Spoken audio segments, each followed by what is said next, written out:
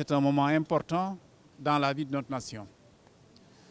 Nous avons présenté les performances du secteur social, renseigné sur l'évolution du monde du travail, informé sur la vie des entreprises, fait un peu l'état des lieux.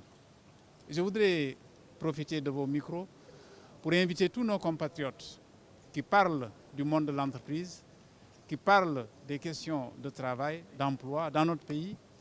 Je voudrais donc les inviter à faire l'effort de visiter ce rapport statistique 2018 qui est une mine d'informations et qui nous permet en fait de parler de notre pays mais de manière informée, d'en voir les lignes de force, les évolutions, d'en voir également les points peut-être à renforcer, à relever et à améliorer.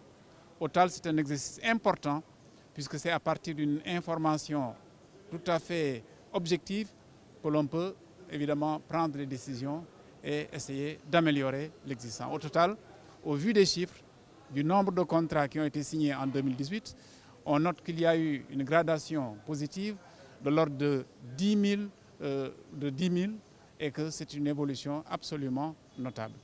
Je voudrais enfin relever que quand nous parlons des contrats qui ont été visés par les inspections du travail, il faudrait savoir que nous en sommes simplement au niveau du secteur que l'on peut qualifier de formel. Or, dans notre pays, vous le savez bien, beaucoup d'autres emplois évidemment existent et sont créés alors qu'ils ne passent pas forcément par les inspections du travail, ce qui atteste également qu'il y a là une ligne de force qu'il faudrait essayer d'investir pour essayer d'avancer en direction de la formalisation de ce secteur-là important qu'on qualifie d'informel. Je pense que ceux qui ont suivi, disons, l'exposé, les exposés ont vu que dans les entreprises de construction, qu'il y avait de gros efforts et cela n'est pas pour surprendre. Autrement dit, il y a une dynamique. On note également que beaucoup de contrats en fait, ont été signés dans, disons, la région de Dakar. Ça aussi, évidemment, c'est quelque chose qui coule de sens parce qu'on comprend qu'il y a une grosse concentration des activités économiques autour de la capitale du pays.